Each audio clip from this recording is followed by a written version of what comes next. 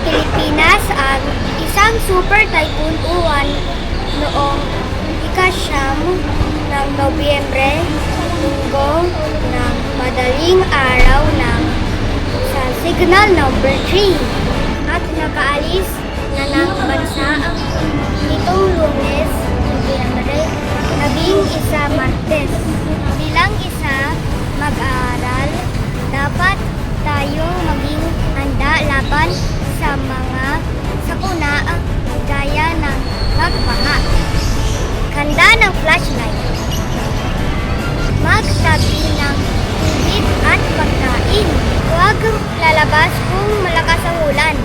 Sinasabing babalik muli si Juan sa Philippine Area of Responsibility o PAR, pero hindi na ito uli tatawag